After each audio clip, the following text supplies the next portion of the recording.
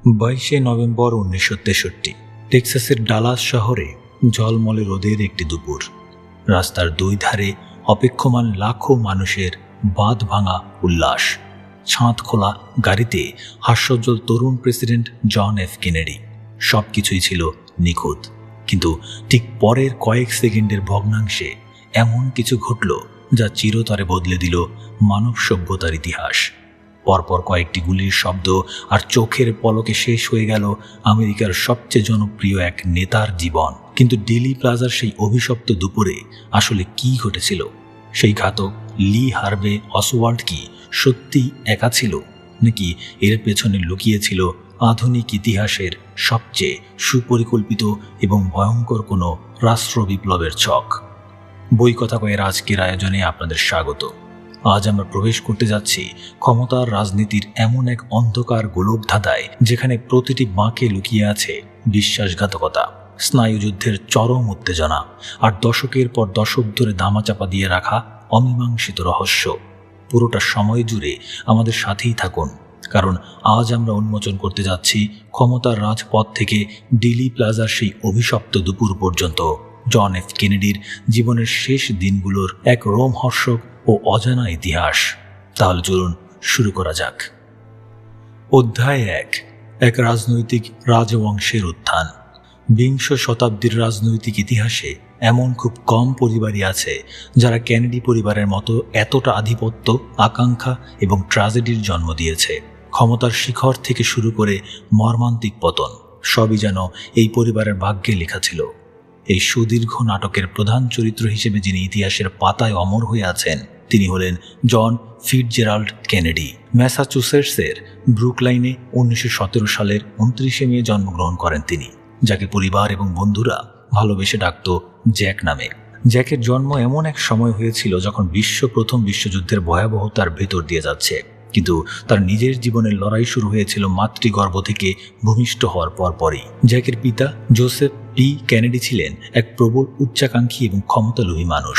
Irish Catholic অভিবাসী পরিবারের সন্তান হয়েও তিনি নিজ বুদ্ধিমত্তা, শেয়ার বাজার এবং ব্যবসার মাধ্যমে বিপুল সম্পদের মালিক হয়েছিলেন। কিন্তু শুধু অর্থ তাকে সন্তুষ্ট করতে পারেনি। তিনি চাইতেন সামাজিক স্বীকৃতি এবং রাজনৈতিক ক্ষমতা, যা সেই সময়ের বোস্টনের রক্ষণশীল প্রোটেস্ট্যান্ট সমাজ আইরিশদের দিতে নারাজ ছিল। জোসেফ কেনেডি সিদ্ধান্ত নিয়েছিলেন তার সন্তানেরা এই বৈষম্যের দেয়াল ভেঙে ফেলবে। তার লালিত স্বপ্ন ছিল কেনেডি পরিবারের কেউ একদিন যুক্তরাষ্ট্রের প্রেসিডেন্ট হিসেবে হোয়াইট হাউসে পা রাখবে। কেনেডি পরিবারের অভ্যন্তরীণ সংস্কৃতি ছিল চরম প্রতিযোগিতামূলক। খেলার মাঠ থেকে শুরু করে খাবার টেবিল, সব জায়গায় শিশুদের শ্রেষ্ঠত্ব প্রমাণের এক অঘোষিত লড়াই চলত। জোসেফ সিনিয়রের মন্ত্র ছিল দ্বিতীয় হওয়া মানে পরাজিত হওয়া। কিন্তু এই কঠোর এবং শক্তি উপাসক পরিবেশে জ্যাক ছিলেন এক ব্যতিক্রমধর্মী চরিত্র। তার শৈশব এবং কৈশোরের বড় একটি সময় কেটেছে হাসপাতালে অথবা বিছানায় শুয়ে। নানা ধরনের অজানা অসুস্থতা, স্কারলেট ফিভার এবং পরবর্তীতে অ্যাডিসন্স ডিজিজ বা অ্যাড্রিনাল গ্রন্থির সমস্যা তাকে প্রতিনিয়ত দুর্বল করে রাখত। অনেকবারই চিকিৎসকরা তার জীবনের আশা ছেড়ে দিয়েছিলেন। শারীরিক এই ভঙ্গুরতা জ্যাককে বাইরের রুক্ষ খেলাধুলার জগৎ থেকে সরিয়ে এক অন্তর্মুখী জগতে নিয়ে যায়। বিছানায় শুয়ে কাটানো দীর্ঘ সময়গুলোতে বই হয়ে ওঠে জ্যাকের সবচেয়ে বড় সঙ্গী। ইতিহাস, রাজনীতি, জীবনী সাহিত্য এবং প্রাচীন বীরদের গল্প তাকে প্রবলভাবে আকর্ষণ করত। উইনস্টন চার্চিল থেকে শুরু করে কিং আর্থারের বীরত্বগাথা, সবকিছুই তিনি গিলতেন এক অদ্ভুত তৃষ্ণা নিয়ে। এই পড়ালেখার মাঝেই তার ভেতরে একটি বুদ্ধিবৃত্তিক গভীরতা তৈরি হয়, যা তার পরিবারের অন্য সদস্যদের মধ্যে ততটা প্রকট ছিল না। শারীরিক দুর্বলতা সত্ত্বেও তীব্র মানসিক শক্তি এবং প্রখর রসবোধ দিয়ে তিনি নিজের একটি আলাদা জায়গা তৈরি করে নিয়েছিলেন। তবে পিতার রাজনৈতিক স্বপ্নের কেন্দ্রবিন্দুতে জ্যাক কখনোই ছিলেন না। জোসেফ কেনেডি সিনিয়রের প্রথম পছন্দ ছিলেন তার বড় ছেলে জোসেফ জুনিয়র বা জো ছিলেন শারীরিকভাবে সুঠাম, আত্মবিশ্বাসী, বহির্মুখী এবং পিতার একেবারে আজ্ঞাবহ। তাকেই পরিবারের সুবর্ণ সন্তান হিসেবে দেখা হতো। জোসেফ সিনিয়র প্রকাশ্যে ঘোষণা করতেন যে তার বড় ছেলে একদিন যুক্তরাষ্ট্রের প্রেসিডেন্ট হবে। জ্যাকের অবস্থান ছিল এই উজ্জ্বল বড় ভাইয়ের ছায়ায়। বড় ভাইয়ের সাথে তার সম্পর্ক ছিল একই সাথে ভালোবাসা এবং চরম প্রতিদ্বন্দ্বিতার। জ্যাক জানতেন পিতার চোখে তিনি কেবলই দ্বিতীয় স্থানে। তার নিয়তি সম্ভবত একজন লেখক, সাংবাদিক অথবা একজন শিক্ষক হওয়ার মধ্যেই সীমাবদ্ধ থাকবে। হার্ভার্ড ইউনিভার্সিটিতে পড়ার সময় জ্যাকের নিজস্ব ব্যক্তিত্ব এবং রাজনৈতিক চিন্তাধারার আসল বিকাশ ঘটতে শুরু করে। 1930-এর দশকের শেষের দিকে Franklin D Roosevelt Joseph Kennedy সিনিয়রকে যুক্তরাজ্যে মার্কিন রাষ্ট্রদূত হিসেবে নিয়োগ দেন। পিতার এই পদ জ্যাকের জন্য এক বিশাল সুযোগ তৈরি করে দেয়। তিনি ইউরোপ ভ্রমণ করেন এবং কাছ থেকে মহাদেশটির রাজনৈতিক অস্থিরতা, ফ্যাসিবাদের উত্থান এবং আসন্ন বিশ্বযুদ্ধের পদধ্বনি পর্যবেক্ষণ করার সুযোগ পান। হার্ভার্ডে তার শেষ বর্ষের গবেষণাপত্রের বিষয় ছিল কেন ব্রিটেন হিটলারের উত্থান ঠেকাতে ব্যর্থ হয়েছিল। তার এই থিসিসটি পরে ওয়াই ইংল্যান্ড স্লেভড নামে বই আকারে প্রকাশিত হয় এবং অভাবনীয় সাফল্য লাভ করে। মাত্র 23 বছর বয়সী একজন বেস্ট সেলার লেখক হিসেবে জ্যাক প্রমাণ করেন যে তিনি কেবল বাবার পরিচয়ে পরিচিত নন, তার নিজস্ব মেধা এবং রাজনৈতিক প্রজ্ঞাও রয়েছে। 1941 সালের 7 ডিসেম্বর পার্ল হারবারে জাপানি হামলার পর পুরো যুক্তরাষ্ট্রের প্রেক্ষাপট বদলে যায়। যুক্তরাষ্ট্র আনুষ্ঠানিকভাবে দ্বিতীয় বিশ্বযুদ্ধে প্রবেশ করে। কেনেডি পরিবারের ছেলেদের জন্য এটি ছিল নিজেদের বীরত্ব প্রমাণের চূড়ান্ত সুযোগ। জ্যাক নৌবাহিনীতে যোগ দেওয়ার সিদ্ধান্ত নেন, কিন্তু তার ভগ্ন স্বাস্থ্য এবং মেরুদণ্ডের সমস্যার কারণে সেনাবাহিনী ও নৌবাহিনী উভয়ই তাকে প্রাথমিকভাবে প্রত্যাখ্যান করে। তবে হাল ছাড়ার পাত্র তিনি ছিলেন না। বাবার প্রভাব এবং ব্যক্তিগত জেদ কাজে লাগিয়ে তিনি শেষ পর্যন্ত নৌবাহিনীর ইন্টেলিজেন্সে জায়গা করে নেন এবং পরে তাকে প্রশান্ত মহাসাগরে টর্পেডো বোটের কমান্ডার হিসেবে পাঠানো হয়। 1943 সালের 2 আগস্টের রাত জ্যাকের জীবন চিরতরে বদলে দেয়। সলোমন দ্বীপপুঞ্জের কাছে অন্ধকার সাগরে টহল দেওয়ার সময় জাপানি ডেস্ট্রয়ার আমাগিরি হঠাৎ করে জ্যাকের PT-109 নৌযানটিকে সজোরে ধাক্কা দেয়। বোটটি দ্বিখণ্ডিত হয়ে যায় এবং কয়েকজন নাবিক নিহত হন। যারা বেঁচে ছিলেন তারা সাগরের বুকে ভাসতে থাকেন। জ্যাক, যার নিজের পিঠের অবস্থা অত্যন্ত খারাপ ছিল, তিনি চরম সাহসিকতার পরিচয় দেন। এক আহত এবং মারাত্মকভাবে পুড়ে যাওয়া সহকর্মীর লাইফ জ্যাকেটের ফিতা দাঁত দিয়ে কামড়ে ধরে তিনি প্রায় 4 ঘন্টা সাঁতার কেটে একটি নির্জন দ্বীপে পৌঁছান। এই অবিশ্বাস্য বীরত্ব জ্যাককে রাতারাতি একজন জাতীয় হিরোতে পরিণত করে। যুদ্ধক্ষেত্রে এই অভিজ্ঞতা তার জীবনের দৃষ্টিভঙ্গি বদলে দিয়েছিল। তিনি মৃত্যুকে খুব কাছ থেকে দেখেছিলেন এবং বুঝেছিলেন নেতৃত্বের আসল অর্থ কী। যুদ্ধে জ্যাকের এই বীরত্ব কেনেডি পরিবারে উদযাপিত হলেও ভাগ্যের এক নির্মম পরিহাস খুব দ্রুতই সব সমীকরণ পাল্টে দেয়। 1944 সালে যখন বিশ্বযুদ্ধ প্রায় শেষের দিকে, তখন ইউরোপের আকাশে এক অত্যন্ত ঝুঁকিপূর্ণ এবং গোপন বোমারু মিশনে অংশ নেন জোসেফ জুনিয়র। মাঝ আকাশে তার বিমানটি বিস্ফোরিত হয় এবং জো জুনিয়র নিহত হন। এই মৃত্যু কেনেডি পরিবারের ভিত্তিমূল নাড়িয়ে দেয়। জোসেফ সিনিয়রের সাজানো স্বপ্নের পৃথিবী এক নিমিষে ধূলিসাৎ হয়ে যায়। যে ছেলেকে ঘিরে তিনি হোয়াইট হাউসের স্বপ্ন দেখেছিলেন, সেই ছেলে আর নেই। শোকের প্রাথমিক ধাক্কা সামলে ওঠার পর জোসেফ সিনিয়রের দৃষ্টি ঘুরে যায় তার দ্বিতীয় পুত্র জ্যাকের দিকে। জো জুনিয়রের মৃত্যু শুধু একটি পারিবারিক ট্র্যাজেডি ছিল না, এটি ছিল ক্ষমতার পালাবদল। বড় ভাইয়ের মৃত্যুর সাথে সাথে তার রেখে যাওয়া রাজনৈতিক স্বপ্নের বিশাল বোঝা এসে পড়ে জ্যাকের রুগ্ন কাঁধে। সাংবাদিক বা লেখক হওয়ার যে নিজস্ব স্বপ্ন জ্যাক লালন করতেন, তা মুহূর্তেই শেষ হয়ে যায়। পিতার নির্দেশ ছিল স্পষ্ট, জো যেখানে শেষ করেছে, জ্যাককে সেখান থেকেই শুরু করতে হবে। পারিবারিক কর্তব্য, মৃত ভাইয়ের স্মৃতি এবং পিতার অদম্য আকাঙ্ক্ষার কাছে মাথা নত করেন জন এফ কেনেডি। তিনি জানতেন রাজনীতির এই পথটি তার নিজের বেছে নেওয়া নয়, এটি এক দাঁড় করা নিয়তি। কিন্তু নিয়তি যখন কড়া নাড়ে, তখন পিছু হটার কোনো সুযোগ থাকে না। দ্বিতীয় বিশ্বযুদ্ধের এক পদকজয়ী বীর, শারীরিকভাবে দুর্বল কিন্তু মানসিকভাবে ইস্পাত কঠিন এক তরুণ এবার পা রাখতে চলেছেন যুক্তরাষ্ট্রের রাজনৈতিক ময়দানে। শুরু হতে চলেছে জন এফ কেনেডির রাজনৈতিক উত্থানের এক নতুন অধ্যায়, যা তাকে নিয়ে যাবে ক্ষমতার চূড়ান্ত শিখরে এবং শেষ পর্যন্ত এক অনিবার্য এবং মর্মান্তিক পরিণতির দিকে। অধ্যায় 2, ক্ষমতার রাজপথ। বড় ভাইয়ের অকাল মৃত্যু এবং পিতার অদম্য আকাঙ্ক্ষার চাপে জন এফ কেনেডি যখন রাজনীতিতে পা রাখলেন, তখন তার সম্বল ছিল কেবল যুদ্ধদিনের বীরত্ব আর পরিবারের অগাধ অর্থ সম্পদ। 1946 সালে বোস্টন এলাকার 11তম কংগ্রেশনাল ডিস্ট্রিক্ট থেকে ডেমোক্রেটিক পার্টির প্রার্থী হিসেবে প্রতিনিধি পরিষদে লড়াইয়ের সিদ্ধান্ত নেন তিনি। এই নির্বাচনটি ছিল কেনেডিদের রাজনৈতিক মেশিনের প্রথম বড় পরীক্ষা। জ্যাক, যিনি স্বভাবগতভাবে কিছুটা লাজুক এবং অন্তর্মুখী ছিলেন, তাকে জোর করে জনসমক্ষে আনা হলো। দিনের পর দিন তাকে কারখানার শ্রমিক, দিনমজুর এবং সাধারণ ভোটারদের সাথে হাত মিলাতে বাধ্য করা হলো। রাজনীতি তার রক্তে ছিল না, কিন্তু প্রতিযোগিতায় জেতার অদম্য জেদ তার মজ্জাগত ছিল।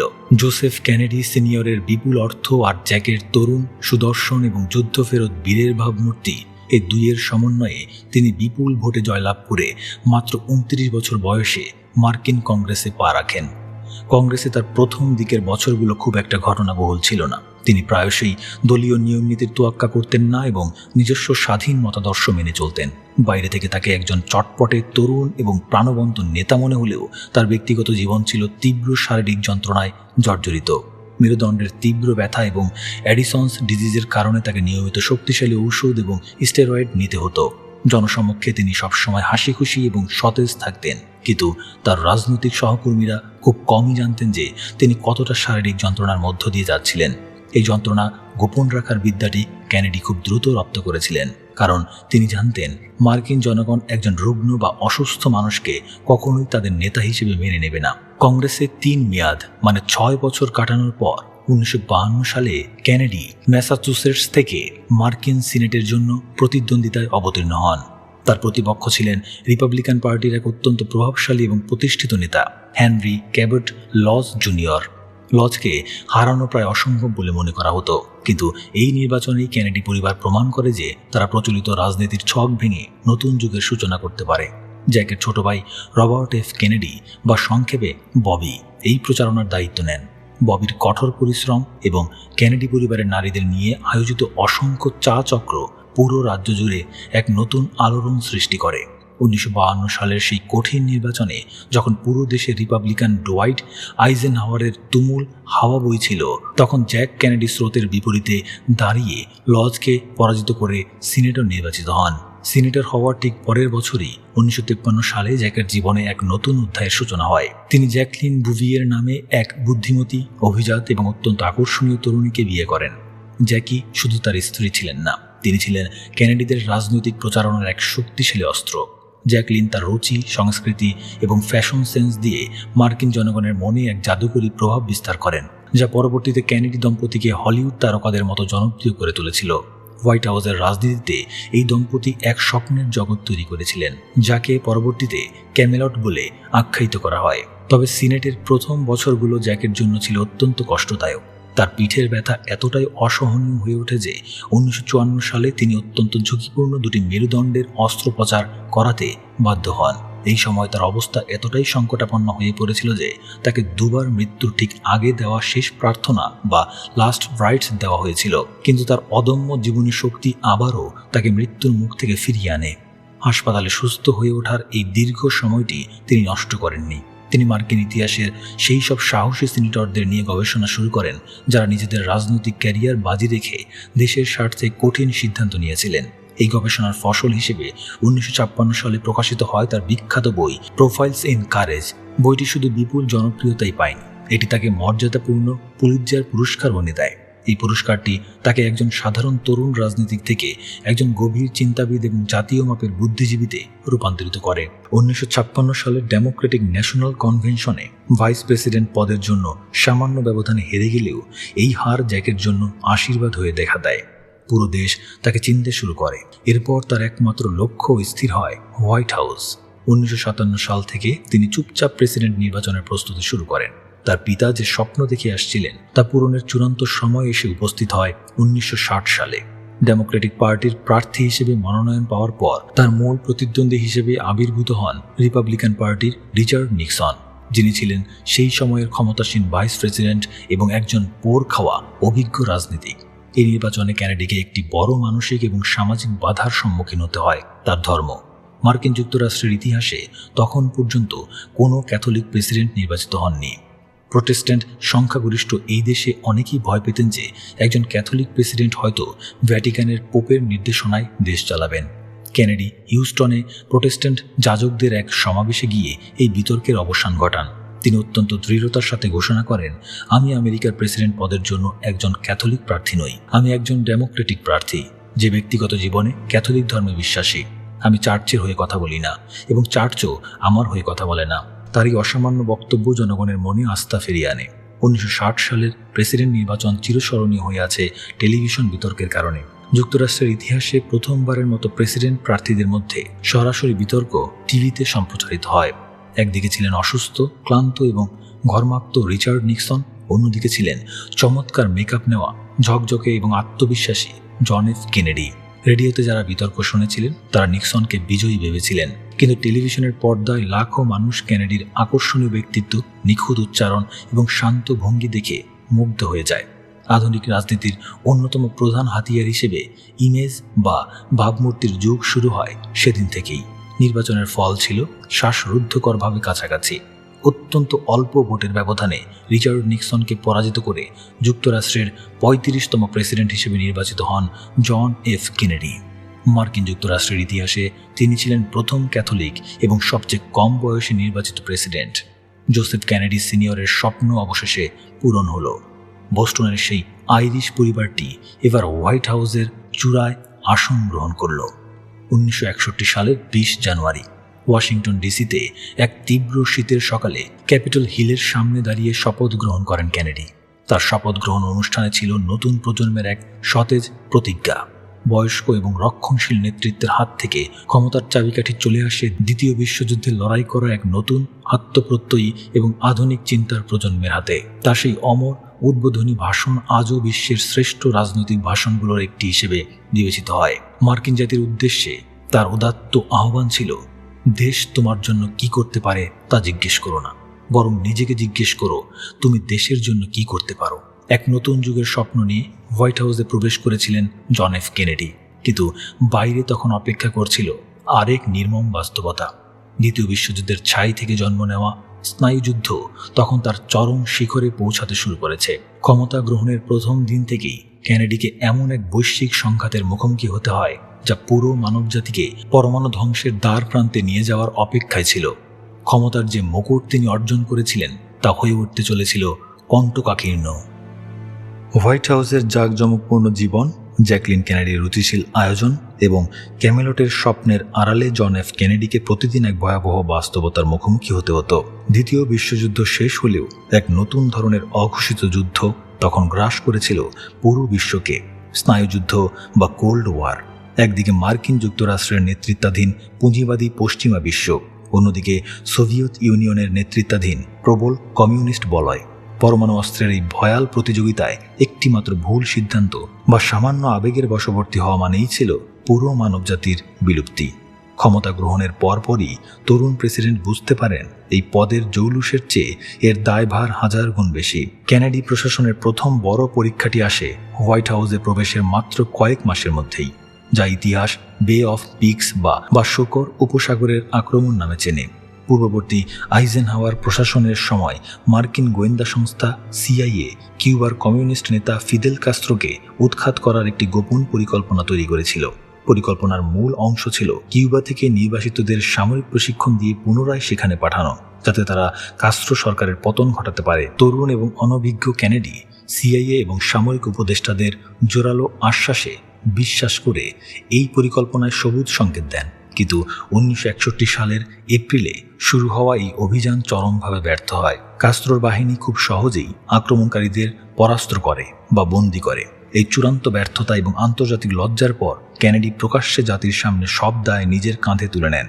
কিন্তু পর্দার আড়ালে তিনি বুঝতে পেরেছিলেন এক রূঢ় সত্য। তার নিজস্ব সামরিক জেনারেল এবং গোয়েন্দা সংস্থাগুলো তাকে ইচ্ছে করে বিভ্রান্ত করেছে। এরপর থেকে তিনি কখনোই পেন্টাগন বা সিআইএ এর কোনো প্রস্তাব চোখ বন্ধ করে বিশ্বাস করেননি। এই তীব্র অবিশ্বাসী পরবর্তীতে তার প্রশাসনের ভেতরে এক নীরব কিন্তু বিপজ্জনক দ্বন্দ্বের জন্ম দেয়। কিউবার এই বিপর্যয়ের রেশ কাটতে না কাটতেই কেনেডিকে বসতে হয় সোভিয়েত নেতা নিকিতা ক্রুশ্চেভের সাথে। 1961 সালের জুনে ভিয়েনায় অনুষ্ঠিত এই শীর্ষ সম্মেলনে ক্রুশ্চেভ কেনেডিকে একজন দুর্বল, অনভিজ্ঞ এবং সহজেই ভয় দেখানো যায় এমন এক আনকোড়া নেতা হিসেবে ধরে নিয়েছিলেন। আলোচনার টেবিলে ক্রুশ্চেভ অত্যন্ত আক্রমণাত্মক ভাষায় বার্লিন থেকে পশ্চিমা বাহিনী প্রত্যাহারের হুমকি দেন। ভিয়েনা থেকে ফিরে কেনেডি তার ঘনিষ্ঠদের কাছে স্বীকার করেছিলেন যে আলোচনাটি ছিল অত্যন্ত হতাশাজনক। এর কয়েক মাস পরেই আগস্ট মাসে পূর্ব জার্মানি রাতারাতি তুলে দেয় কুখ্যাত বার্লিন প্রাচীর। বিশ্ব আক্ষরিক অর্থেই দুই ভাগে বিভক্ত হয়ে পড়ে। স্নায়ুযুদ্ধের উত্তাপ তখন এমন এক বিস্ফোরণমুখ পর্যায়ে পৌঁছে যায় যে তৃতীয় বিশ্বযুদ্ধ কেবল সময়ের ব্যাপার বলে মনে হচ্ছিল। এই স্নায়বিক চাপের চূড়ান্ত বিস্ফোরণ ঘটে 1962 সালের অক্টোবরে। মার্কিন গোপন গোয়েন্দা বিমান U-2 কিউবার আকাশে ছবি তোলার সময় এক ভয়াবহ দৃশ্য আবিষ্কার করে। সোভিয়েত ইউনিয়ন অত্যন্ত গোপনীয়তার সাথে যুক্তরাষ্ট্রের দোরগোড়ায় কিউবার মাঝারি পাল্লার পারমাণবিক ক্ষেপণাস্ত্র মোতায়েন করছে। এই ক্ষেপণাস্ত্রগুলো মার্কিন যুক্তরাষ্ট্রের যে কোনো বড় শহরকে মাত্র কয়েক মিনিটের মধ্যে ছাই করে দিতে সক্ষম ছিল। শুরু হয় আধুনিক ইতিহাসের সবচেয়ে শ্বাসরুদ্ধকর 13 দিন, যা কিউবান মিসাইল ক্রাইসিস নামে পরিচিত। পেন্টাগনের শীর্ষ সামরিক কর্মকর্তারা, বিশেষ করে জয়েন্ট চিফস অফ স্টাফ, অবিলম্বে কিউবায় ব্যাপক বিমান হামলা এবং আগ্রাসনের জন্য কেনেডিকে প্রচণ্ড চাপ দিতে থাকেন। তাদের যুক্তি ছিল আঘাত হানার আগেই শত্রুকে ধ্বংস করতে হবে। কিন্তু বে অফ পিক্সের তিক্ত অভিজ্ঞতা থেকে শিক্ষা নেওয়া কেনেডি জানতেন, কিউবায় হামলা চালালে সোভিয়েত ইউনিয়ন পাল্টা আঘাত হিসেবে বার্লিনে হামলা চালাবে এবং এর অবিসংবাদিত পরিণতি হবে এক বৈশ্বিক পারমাণবিক যুদ্ধ, যেখানে কেউ বিজয়ী হবে না। সামরিক জেনারেলদের প্রচণ্ড চাপ, সিআইএ এর উস্কানি এবং চরম রাজনৈতিক ঝুঁকির মুখে দাঁড়িয়ে কেনেডি সেই 13 দিন অভাবনীয় ধীর স্থিরতার পরিচয় দেন। তিনি সরাসরি সামরিক আক্রমণের বদলে কিউবার চারপাশে নৌ অবরোধ বা কোয়ারেন্টাইন ঘোষণা করেন, যাতে সোভিয়েত জাহাজগুলো আর কোনো পারমাণবিক অস্ত্র সেখানে পৌঁছাতে না পারে। বিশ্ববাসী রুদ্ধশ্বাসে অপেক্ষা করতে থাকে কখন প্রথম গুলিটি ছোড়া হয়। একই সাথে চলতে থাকে পর্দার আড়ালে গোপন কূটনীতি। অবশেষে স্নায়ুর এই চূড়ান্ত লড়াইয়ে ক্রুশ্চেভ পিছু হটেন। শর্ত সাপেক্ষে সোভিয়েত ইউনিয়ন কিউবা থেকে তাদের ক্ষেপণাস্ত্র সরিয়ে নিতে রাজি হয় এবং বিনিময়ে যুক্তরাষ্ট্র তুরস্ক থেকে তাদের পুরানো জুপিটার ক্ষেপণাস্ত্র সরিয়ে নেওয়ার গোপন প্রতিশ্রুতি দেয়। মানবজাতি নিশ্চিত পারমাণবিক ধ্বংসযজ্ঞের হাত থেকে রক্ষা পায়। কিউবা সংকট শান্তিপূর্ণভাবে সমাধান করে কেনেডি বিশ্ববাসীর কাছে একজন বিচক্ষণ এবং পরিণত রাষ্ট্রনায়ক হিসেবে নিজেকে প্রতিষ্ঠিত করেন। কিন্তু মুদ্রার উল্টো পিঠে নিজের দেশেই তিনি অত্যন্ত শক্তিশালী কিছু শত্রুর জন্ম দেন। পেন্টাগনের যুদ্ধবাদ জেনারেলরা, উগ্র ডানপন্থী রাজনৈতিক গোষ্ঠী এবং সিআইএ এর ভেতরে থাকা একাংশ মনে করতে শুরু করে যে কেনেডি কমিউনিস্টদের প্রতি চরম দুর্বলতা দেখাচ্ছেন। তাদের চোখে কিউবায় সরাসরি আক্রমণ না করাটা ছিল দেশের প্রতি এক চরম বিশ্বাসঘাতকতা। একই সময়ে ভিয়েতনামেও মার্কিন সামরিক উপস্থিতি ধীরে ধীরে বাড়ছিল এবং সেখানেও কেনেডি পুরোদমে যুদ্ধে জড়িয়ে পড়ার ঘোর বিরোধী ছিলেন। তার এই অবস্থান সে সময়ের অতি ক্ষমতাধর মিলিটারি ইন্ডাস্ট্রিয়াল কমপ্লেক্সের অর্থনৈতিক এবং ভূরাজনৈতিক স্বার্থের সরাসরি পরিপন্থী ছিল। শুধু বৈদেশিক নীতি নয়, দেশের ভেতরেও অস্থিরতা চরমে পৌঁছাতে শুরু করে। আফ্রিকান আমেরিকানদের নাগরিক অধিকার বা সিভিল রাইটস মুভমেন্ট তখন যুক্তরাষ্ট্রের রাজপথে উত্তাল। কেনেডি প্রশাসন তীব্র চাপের মুখে বাধ্য হয়ে মার্টিন লুথার কিং জুনিয়র এবং অন্যান্য অধিকার কর্মীদের প্রতি সমর্থন বাড়াতে থাকে। এর ফলে দক্ষিণাঞ্চলের রক্ষণশীল এবং শ্বেতাঙ্গ বর্ণবাদীরা কেনেডির উপর চরম ক্ষুব্ধ হয়ে ওঠে। স্নায়ুযুদ্ধ, বর্ণবাদ, গোয়েন্দা সংস্থাগুলোর সাথে অবিশ্বাস এবং সামরিক কর্মকর্তাদের সাথে নীতিগত মতবিরোধ সব মিলিয়ে 1963 সালের শেষ দিকে এসে আমেরিকার ভেতরে এক অদ্ভুত, অস্বস্তিকর এবং ঘৃণাপূর্ণ রাজনৈতিক আবহ তৈরি হয়। জন এফ কেনেডি তখন এমন এক বিপজ্জনক রাজনৈতিক দাবা বোর্ডের মাঝখানে দাঁড়িয়েছিলেন, যেখানে তার প্রতিটি চাল কোনো না কোনো শক্তিশালী গোষ্ঠীর গায়ে আগুন লাগিয়ে দিচ্ছিল। সামনেই 1964 সালের প্রেসিডেন্ট নির্বাচন। দ্বিতীয় মেয়াদে নির্বাচিত হওয়ার জন্য কেনেডিকে প্রমাণ করতে হবে যে পুরো আমেরিকা, এমনকি বিভক্ত দক্ষিণাঞ্চলও তার সাথে আছে। এই রাজনৈতিক সমর্থন আদায়ের লক্ষ্য নিয়েই তিনি একটি গুরুত্বপূর্ণ জনসংযোগ সফরের সিদ্ধান্ত নেন। রাজ্যের ডেমোক্রেটিক পার্টির ভেতরের কোন্দল মেটানো এবং ভোটারদের কাছে টানার জন্য তিনি বেছে নেন টেক্সাস রাজ্যকে। আর সেই টেক্সাসের একটি অত্যন্ত রক্ষণশীল এবং কেনেডি বিরোধী শহরের নাম ছিল ডালাস। নিয়তির এক অমোঘ আকর্ষণে প্রেসিডেন্ট কেনেডি এগিয়ে যাচ্ছিলেন সেই শহরের দিকে, যেখানে তার জন্য অপেক্ষা করছিল আধুনিক ইতিহাসের সবচেয়ে বড় ট্র্যাজেডি। অধ্যায় 4, ডালাসের সেই অভিশপ্ত দুপুর। 22 নভেম্বর 1963। দিনটি শুরু হয়েছিল ফোর্ট ওয়ার্থে এক হালকা বৃষ্টির সকাল দিয়ে। কিন্তু প্রেসিডেন্ট জন এফ কেনেডি যখন এয়ারফোর্স 1A চড়ে ডালাসের লাভ ফিল্ড বিমানবন্দরে এসে পৌঁছালেন, তখন শরতের আকাশ একেবারে পরিষ্কার, রোদ ঝলমলে। ডালাস শহরটি রাজনৈতিকভাবে কেনেডি প্রশাসনের জন্য অত্যন্ত বৈরী ছিল। উগ্র ডানপন্থী গোষ্ঠী এবং বর্ণবাদীরা সেখানে অত্যন্ত সক্রিয়। সফরের আগে অনেক শুভাকাঙ্ক্ষী প্রেসিডেন্টকে ডালাসে না যাওয়ার পরামর্শ দিয়েছিলেন। শহরের রাস্তায় কেনেডিকে বিশ্বাসঘাতক আখ্যা দিয়ে লিফলেটও বিলি করা হয়েছিল। কিন্তু লাভ ফিল্ড বিমানবন্দরে যখন প্রেসিডেন্ট এবং ফার্স্ট লেডি জ্যাকলিন কেনেডি বিমান থেকে নেমে এলেন, তখন তাদের স্বাগত জানাতে হাজার হাজার মানুষের এক উল্লসিত ভিড় অপেক্ষা করছিল। জ্যাকলিনের পরনে ছিল সেই বিখ্যাত গোলাপি রঙের স্যানেল স্যুট এবং পিলবক্স হ্যাট। তাকে দেখে জনতা আনন্দে ফেটে পড়ে। কেনেডি নিজেও এই উষ্ণ অভ্যর্থনায় মুগ্ধ হয়ে প্রোটোকল ভেঙে সাধারণ মানুষের সাথে হাত মেলাতে এগিয়ে যান। বিমানবন্দর থেকে মূল গন্তব্য ছিল ডালাস ট্রেড মার্ট, যেখানে প্রেসিডেন্টের একটি মধ্যাহ্নভোজের সভায় ভাষণ দেওয়ার কথা। এই যাত্রাপথটি অতিক্রম করার জন্য একটি ছাদ খোলা ফোর্ড লিঙ্কন কন্টিনেন্টাল লিমুজিন প্রস্তুত রাখা হয়েছিল। আবহাওয়া পরিষ্কার থাকা এবং জনতার সাথে সরাসরি যোগাযোগ স্থাপনের উদ্দেশ্যে গাড়ির বুলেট প্রুফ প্লাস্টিকের ছাদটি খুলে ফেলার সিদ্ধান্ত নেওয়া হয়। গাড়ির সামনের সিটে চালক এবং একজন সিক্রেট সার্ভিস এজেন্ট ছিলেন। মাঝের সিটে বসেছিলেন টেক্সাসের গভর্নর জন কনালি এবং তার স্ত্রী নেলি কনালি, আর একেবারে পিছনের সিটে বসেছিলেন প্রেসিডেন্ট কেনেডি এবং জ্যাকলিন। 11:45 লিমুজিনটি বিমানবন্দর ছেড়ে ডালাস শহরের কেন্দ্রস্থলের দিকে এগোতে থাকে। মোটর শোভাযাত্রা বা মোটরকেডটি যখন ডাউনটাউন ডালাসের মেইন স্ট্রিট ধরে এগোচ্ছিল, তখন রাস্তার দুপাশে উপচে পড়া মানুষের ভিড়। প্রায় 2.5 লাখ মানুষ তাদের তরুণ প্রেসিডেন্টকে এক নজর দেখার জন্য রাস্তার দুই ধারে, ভবনের ছাদে এবং জানালায় দাঁড়িয়েছিল। চারপাশের এই বাঁধ ভাঙা উচ্ছ্বাস দেখে ডালাসের সেই কথিত বৈরী পরিবেশের কথা যেন একেবারেই মিথ্যা মনে হচ্ছিল। মানুষের উল্লাস, হাততালি আর হাসি মুখ দেখে কেনেডি দম্পতিও অনবরত হাত নেড়ে অভিবাদন জানাচ্ছিলেন। 12:29 মোটরকেডটি মেইন স্ট্রিট থেকে ডান দিকে মোড় নিয়ে হিউস্টন স্ট্রিটে প্রবেশ করে এবং ধীরে ধীরে ডিলি প্লাজা নামক একটি খোলা চত্বরের দিকে এগিয়ে যায়। ডিলি প্লাজার ঠিক কোনায় দাঁড়িয়েছিল 7 তলা বিশিষ্ট একটি লাল ইটের ভবন, টেক্সাস স্কুল বুক ডিপোজিটরি। মোটরকেডটি হিউস্টন স্ট্রিট থেকে একটি তীক্ষ্ণ বাঁক নিয়ে বাম দিকে অ্যালম স্ট্রিটে প্রবেশ করে। এই বাঁকটি নেওয়ার জন্য গাড়ির গতি ঘন্টায় মাত্র 11 মাইলে নামিয়ে আনতে হয়। ঘড়ির কাঁটায় তখন ঠিক দুপুর 12:30। চারপাশের মানুষের উচ্ছ্বাস দেখে সামনের সিটে বসা গভর্নর কনালির স্ত্রী নেলি কনালি পেছনের দিকে ঘুরে হাসি মুখে প্রেসিডেন্টকে বলেন, মিস্টার প্রেসিডেন্ট, আপনি অন্তত এই কথা বলতে পারেন না যে ডালাস আপনাকে ভালোবাসে না? প্রেসিডেন্ট কেনেডি একগাল হেসে উত্তর দেন, না, অবশ্যই তা বলতে পারবো না। এটি ছিল জন এফ কেনেডির জীবনের শেষ বলা বাক্য। ঠিক সেই মুহূর্তেই ডিলি প্লাজার উৎসবমুখর পরিবেশ চিরে একটি তীব্র শব্দ প্রতিধ্বনিত হয়। অনেকেই ভেবেছিলেন হয়তো কোনো উৎসবের বাজি ফুটেছে বা গাড়ির ইঞ্জিনের ব্যাকফায়ার হয়েছে, কিন্তু কয়েক সেকেন্ডের ভগ্নাংশের মধ্যেই দ্বিতীয় শব্দটি বাতাসে ভেসে আসে। এবার আর কারো বুঝতে বাকি রইল না যে এটি কোনো বাজি নয়, এটি হাই পাওয়ার রাইফেলের গুলির শব্দ।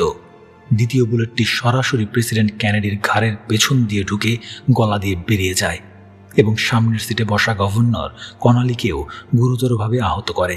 কেনেডি যন্ত্রণায় তার 2 হাত গলার কাছে চেপে ধরে সামনের দিকে ঝুঁকে পড়েন। জ্যাকলিন আতঙ্কিত হয়ে তার দিকে ঘুরে তাকান। এর কয়েক সেকেন্ড পরেই তৃতীয় এবং চূড়ান্ত বুলেটটি আঘাত হানে। এই বুলেটটি সরাসরি প্রেসিডেন্ট কেনেডির মাথার ডান দিকে আঘাত করে। মুহূর্তের মধ্যে সব যেন স্তব্ধ হয়ে যায়। রক্তের ছিটকায় চারপাশ লাল হয়ে ওঠে। জ্যাকলিন কেনেডি আতঙ্কে এবং শোকে চিৎকার করে বলে ওঠেন, ওরা আমার স্বামীকে মেরে ফেলেছে, ওর মাথার খুলি আমার হাতে। ঘোরের মধ্যে জ্যাকলিন গাড়ির পেছনের ট্র্যাঙ্কের দিকে হামাগুড়ি দিয়ে ছুটতে থাকেন, যেন বুলেটের আঘাতে ছিটকে পড়া স্বামীর মাথার কোনো অংশ কুড়িয়ে আনার এক করুণ চেষ্টা করছেন। পেছনের গাড়িতে থাকা secret service agent Clint Hill দৌড়ে এসে চলন্ত গাড়ির পেছনে লাফিয়ে ওঠেন এবং প্রেসিডেন্ট ও ফার্স্ট লেডিকে নিজের শরীর দিয়ে ঢেকে ফেলার চেষ্টা করেন। তাড়াতাড়ি হাসপাতালে চলো, হাসপাতালে চলো। সিক্রেট সার্ভিসের রেডিওতে আর্তনাদ ভেসে আসে। লিমোজিনটি তীব্র গতিতে ডালাসের পার্কল্যান্ড মেমোরিয়াল হাসপাতালের দিকে ছুটে চলে। ডিলি প্লাজার সেই কয়েক সেকেন্ডের ঘটনা যেন পুরো আমেরিকার সময়কে থামিয়ে দিয়েছিল। রাস্তায় দাঁড়িয়ে থাকা সাধারণ মানুষ তখনও বুঝতে পারছিল না ঠিক কী ঘটে গেল। কেউ মাটিতে শুয়ে পড়ছে, কেউ প্রাণ ভয়ে দৌড়াচ্ছে, কেউ বা কান্নায় ভেঙে পড়েছে। কয়েক মিনিটের মধ্যেই লিমোজিনটি হাসপাতালের জরুরি বিভাগের সামনে এসে থামে। প্রেসিডেন্টকে রক্তাক্ত অবস্থায় ট্রমা রুম 1-এ নিয়ে যাওয়া হয়। চিকিৎসক এবং নার্সরা মরিয়া হয়ে চেষ্টা চালাতে থাকেন, কিন্তু আঘাত এতই গুরুতর ছিল যে চিকিৎসা বিজ্ঞানের আর কিছুই করার ছিল না। দুপুর 1:00 অর্থাৎ গুলিবিদ্ধ হওয়ার মাত্র আধ ঘন্টা পর আনুষ্ঠানিকভাবে চিকিৎসকরা প্রেসিডেন্ট জন ফিটজেরাল্ড কেনেডিকে মৃত ঘোষণা করেন। মাত্র 46 বছর বয়সে আমেরিকার অন্যতম জনপ্রিয় এবং প্রতিশ্রুতিশীল এক নেতার জীবন প্রদীপ নিভে যায়। ডালাসের সেই দুপুর পুরো বিশ্বকে এক গভীর শোক এবং অবিশ্বাসের অন্ধকারে ঠেলে দেয়। পার্কল্যান্ড হাসপাতালে যখন জ্যাকলিন কেনেডি তার স্বামীর রক্তমাখা গোলাপি স্যুট গায়ে স্তব্ধ হয়ে বসে আছেন, তখন পুরো আমেরিকার আইন প্রয়োগকারী সংস্থাগুলো এক অভূতপূর্ব তৎপরতায় নেমে পড়ে। কে এই জঘন্য হত্যাকাণ্ডের পেছনে? কে সেই বন্দুকধারী যে ডিলি প্লাজার কোনায় লুকিয়ে ইতিহাস বদলে দিল? টেক্সাস স্কুল বুক ডিপোজিটরির 6ষ্ঠ তলার একটি জানালা থেকে ততক্ষণে উদ্ধার করা হয়েছে 3টি গুলির খোসা এবং একটি মানলিকার কারকানো রাইফেল। কয়েক ঘন্টার মধ্যেই পুলিশের জালে ধরা পড়ে এক সন্দেহভাজন যুবক। শুরু হয় কেনেডি হত্যাকাণ্ডের আরেক জটিল এবং রহস্যময় অধ্যায়, যার কেন্দ্রবিন্দুতে ছিল সেই যুবক, যার নাম লি হার্ভে অসওয়াল্ড। অধ্যায় 5, লি হার্ভে অসওয়াল্ড এবং এক নীরব ঘাতকের আখ্যান। ডিলি প্লাজায় যখন গুলির শব্দ প্রতিধ্বনিত হচ্ছিল, তখনও কেউ জানত না এই জঘন্য হত্যাকাণ্ডের পেছনে কার হাত রয়েছে। কিন্তু ঘটনার পরপরই ডালাস পুলিশ এক অভূতপূর্ব তল্লাশি শুরু করে। টেক্সাস স্কুলে বুক ডিপোজিটরির 6ষ্ঠ তলায় যখন একটি মানলিকার কারকানো স্নাইপার রাইফেল এবং 3টি গুলির খোসা পাওয়া যায়, তখন সেই ভবনের একজন কর্মীর রহস্যজনক অনুপস্থিতি পুলিশের নজরে আসে। প্রেসিডেন্ট গুলিবিদ্ধ হওয়ার মাত্র 45 মিনিট পর ডালাসের ওক ক্লিফ এলাকায় জেডি টিপিট নামের এক পুলিশ কর্মকর্তাকে রাস্তায় গুলি করে হত্যা করা হয়। প্রত্যক্ষদর্শীদের বর্ণনার ভিত্তিতে পুলিশ সন্দেহভাজন এক যুবককে ধাওয়া করে। কাছাকাছি থাকা টেক্সাস থিয়েটার নামের একটি সিনেমা হলে লুকিয়ে থাকা সেই যুবককে পুলিশ যখন গ্রেপ্তার করে, তখন সে চিৎকার করে বলে ওঠে, এবার সব শেষ। এই যুবকই ছিল 24 বছর বয়সী লি হার্ভে অসওয়াল্ড। অসওয়াল্ড সাধারণ কোনো ভবঘুরে যুবক ছিল না। তার পেছনের জীবন কাহিনী ছিল এক অদ্ভুত এবং রহস্যময় সুতোয় গাঁথা, যা সাধারণ একজন খুনির বর্ণনার সাথে মেলাভার। 1939 সালে নিউ অর্লিন্সে জন্ম নেওয়া অসওয়াল্ড তার শৈশব থেকেই ছিল অত্যন্ত অস্থির এবং অন্তর্মুখী। বাবার অকাল মৃত্যু, মায়ের একাধিক বিবাহ এবং বারবার শহর পরিবর্তনের কারণে সে কখনো স্থির জীবন পায়নি। মাত্র 17 বছর বয়সে সে স্কুল ছেড়ে মার্কিন মেরিন কর্পসে যোগ দেয়। মেরিন হিসেবে তার পোস্টিং হয়েছিল জাপানের আটসুগি ঘাঁটিতে, যা ছিল মার্কিন গোয়েন্দা সংস্থা সিআইএর অত্যন্ত গোপনীয় U-2 স্পাই প্লেনের একটি গুরুত্বপূর্ণ অপারেশনাল কেন্দ্র। সেখানে রাডার অপারেটর হিসেবে কাজ করার পাশাপাশি সে নিজেই সাবলীলভাবে রুশ ভাষা বলতে এবং পড়তে শেখে। স্নায়ুযুদ্ধের সেই চরম উত্তেজনার সময়ে একজন সাধারণ মার্কিন মেরিন সেনার রুশ ভাষা শেখার বিষয়টি ছিল বেশ অস্বাভাবিক এবং কৌতূহলোদ্দীপক। 1959 সালে অসওয়াল্ডের জীবন এক নতুন মোড় নেয়। সে সামরিক বাহিনী থেকে অব্যাহতি নিয়ে সোজা সোভিয়েত ইউনিয়নে পাড়ি জমায় এবং সেখানে রাজনৈতিক আশ্রয় প্রার্থনা করে। মস্কোর মার্কিন দূতাবাসে গিয়ে সে নিজের পাসপোর্ট জমা দিয়ে ঘোষণা করে যে সে একজন মার্ক্সবাদী এবং তার কাছে থাকা মার্কিন সামরিক তথ্য সে সোভিয়েতদের হাতে তুলে দিতে চায়। সোভিয়েত সরকার প্রথমে তাকে সিআইএর গুপ্তচর সন্দেহে বিশ্বাস করতে চায়নি, তবে পরে তাকে মিনস্ক শহরে থাকার অনুমতি দেয়। সেখানে সে একটি রেডিও কারখানায় কাজ শুরু করে এবং মেরিনা নামের এক রুশ তরুণীকে বিয়ে করে। কিন্তু সোভিয়েত জীবনের ধূসর বাস্তবতা এবং আমলাতান্ত্রিক জটিলতা খুব দ্রুতই তার মোহ ভঙ্গ করে। 1962 সালের মাঝামাঝি সময়ে কিউবান মিসাইল ক্রাইসিসের ঠিক আগে সে তার স্ত্রী এবং সদ্যজাত সন্তানকে নিয়ে আবার মার্কিন যুক্তরাষ্ট্রে ফিরে আসে। অবাক করার বিষয় হলো, একজন প্রকাশ্য দল থেকে হিসেবে এত সহজে দেশে ফিরে আসা এবং মার্কিন সরকারের পক্ষ থেকে কোনো আইনি বা সামরিক শাস্তির মুখোমুখি না হওয়াটা অনেককেই তখন বিস্মিত করেছিল। মনে হচ্ছিল যেন কেউ অদৃশ্য হাত দিয়ে তাকে রক্ষা করছে। দেশে ফিরে অসওয়াল্ড টেক্সাস এবং পরে নিজের শহর নিউ অর্লিন্সে বসবাস শুরু করে। এই সময়ে তার রাজনৈতিক কর্মকাণ্ড আরও অদ্ভুত রূপ নেয়। সে প্রকাশ্যে ফিদেল কাস্ত্রোর সমর্থনকারী একটি বামপন্থী সংগঠন ফেয়ার প্লে ফর কিউবা কমিটির শাখা খুলে এবং রাস্তায় লিফলেট বিলি করতে শুরু করে। কিন্তু রহস্যের বিষয় হলো, যে ঠিকানায় তার এই বামপন্থী সংগঠনের অফিস ছিল, সেই একই ভবনে সিআইএর সমর্থিত কট্টর কাস্ত্রো বিরোধী কিউবান নির্বাসিতদেরও একটি গোপন আস্তানা ছিল। তার এই দ্বৈত অবস্থান এবং গোয়েন্দাদের সাথে তার সম্ভাব্য যোগাযোগ আজও এক অমীমাংসিত ধাঁধা। এরপর 1963 সালের সেপ্টেম্বরে সে মেক্সিকো সিটিতে যায় এবং সেখানে সোভিয়েত ও কিউবান দূতাবাসে কয়েকদিন ধরে প্রবেশের চেষ্টা চালায়। এসব ঘটনার মাত্র কয়েক সপ্তাহ পর অক্টোবরে সে ডালাসে ফিরে আসে এবং এক পরিচিতের মাধ্যমে টেক্সাস স্কুল বুক ডিপোজিটরিতে চাকরি জোগাড় করে, যে ভবনের ঠিক নিচ দিয়েই 22 নভেম্বর প্রেসিডেন্ট কেনেডির মোটরকেড যাওয়ার কথা ছিল। গ্রেপ্তারের পর অসওয়াল্ডকে যখন ডালাস পুলিশ সদর দপ্তরে নিয়ে আসা হয় তখন পুরো ভবনে সাংবাদিক এবং পুলিশের চরম বিশৃঙ্খলা। 2 দিন ধরে তাকে টানা জেরা করা হয়, কিন্তু তার কথার কোনো রেকর্ড বা আনুষ্ঠানিক ট্রান্সক্রিপ্ট রাখা হয়নি, যা পুলিশের এক মারাত্মক পেশাদারি গাফলতি হিসেবে বিবেচিত হয়। সাংবাদিকদের সামনে দিয়ে হাঁটিয়ে নেওয়ার সময় যখন তাকে চিৎকার করে জিজ্ঞেস করা হয় সে প্রেসিডেন্টকে হত্যা করেছে কিনা, তখন অসওয়াল্ড শান্ত কিন্তু অত্যন্ত দৃঢ় কণ্ঠে এক ঐতিহাসিক উত্তর দেয়। সে বলে, আমি কাউকে গুলি করিনি, ওরা আমাকে গ্রেপ্তার করেছে কারণ আমি সোভিয়েত ইউনিয়নে ছিলাম, আমি কেবল একজন বলির পাঠা। ইংরেজিতে সে যে শব্দটি ব্যবহার করেছিল তা হলো পেটসি, যার অর্থ হলো এমন কেউ যাকে অন্যের বিশাল অপরাধের দায়ভার চাপিয়ে ফাঁসানো হয়েছে। তার এই কথাটি পুরো দেশের মানুষের মনে এক বিশাল সন্দেহের বীজ বুনে দেয়। 24 নভেম্বর রবিবার সকাল।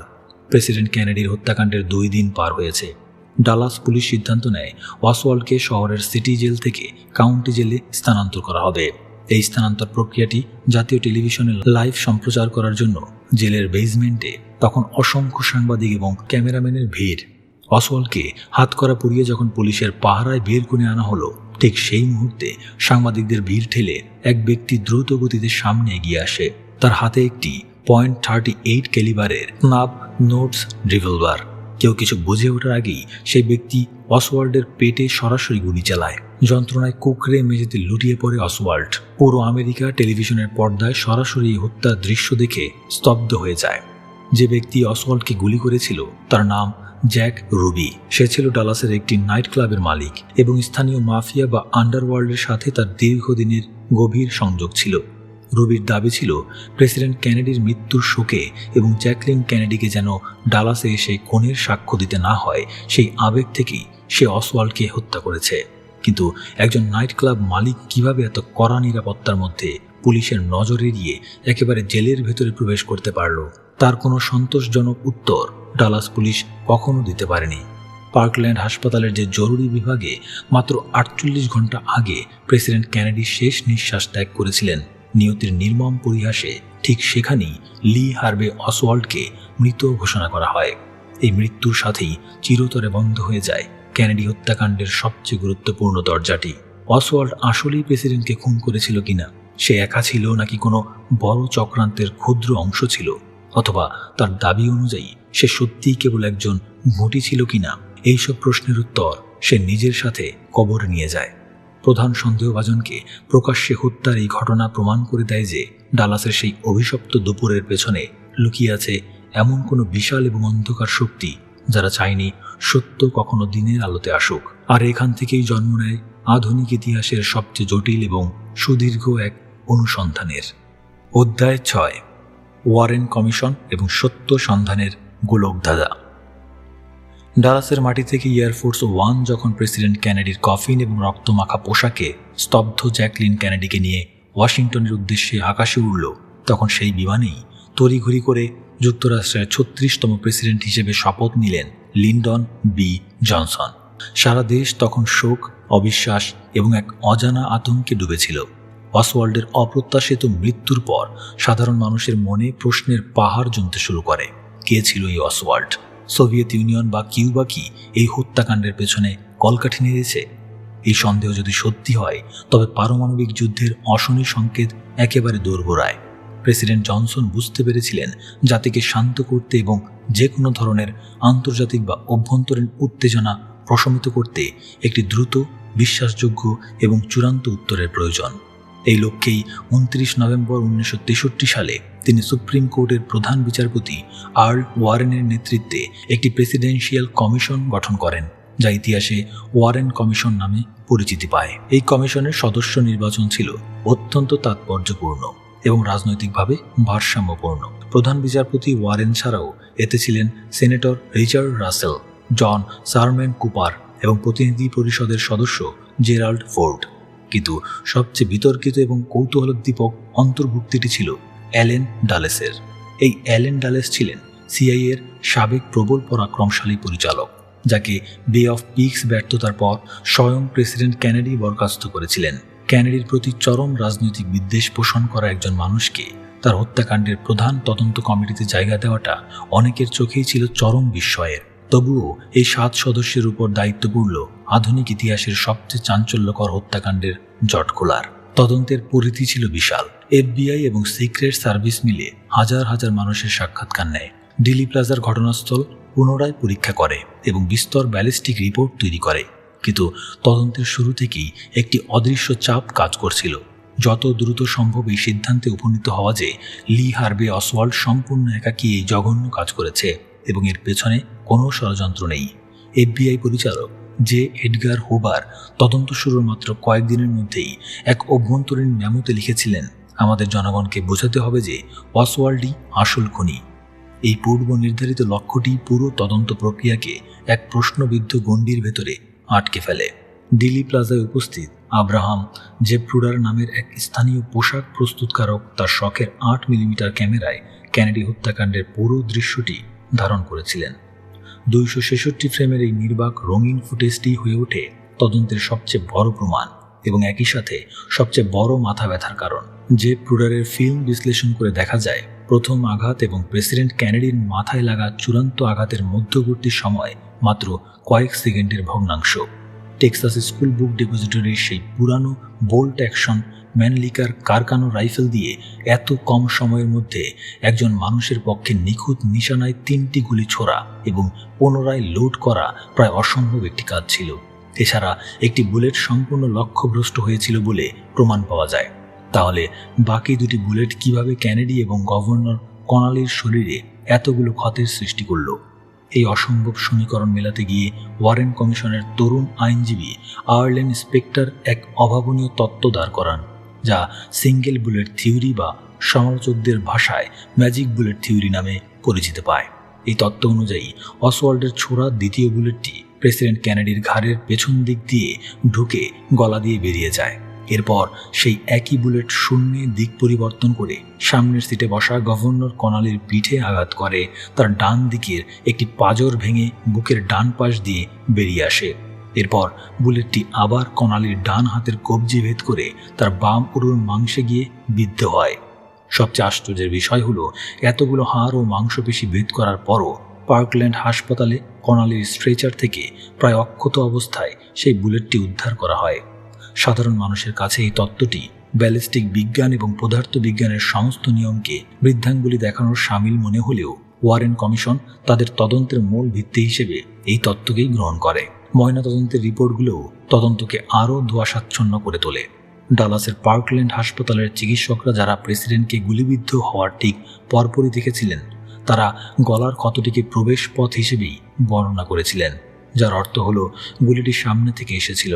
কিন্তু প্রেসিডেন্টের মৃতদেহ ওয়াশিংটনের বেথেসডা নাভাল হাসপাতালে নিয়ে যাওয়ার পর সামরিক চিকিৎসকরা যে ময়নাতদন্ত করেন, তাতে গলার ক্ষতটিকে প্রস্থান পথ মানে এক্সিট উন্ড হিসেবে দেখানো হয়।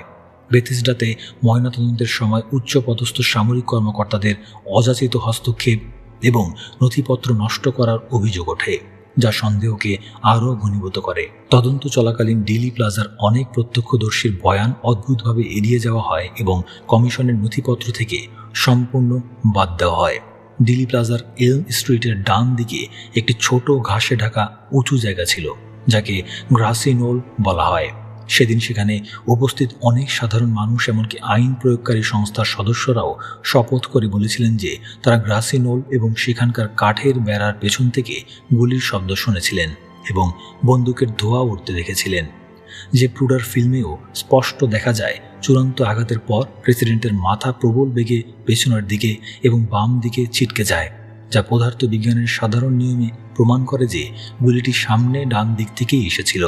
কিন্তু ওয়ারেন কমিশন অত্যন্ত সুকৌশলে এই সমস্ত প্রমাণ বাতিল করে দেয়, কারণ এগুলো অসওয়াল্ডের পেছন থেকে গুলি করার একক খুনি তত্ত্বের সাথে সরাসরি সাংঘর্ষিক ছিল।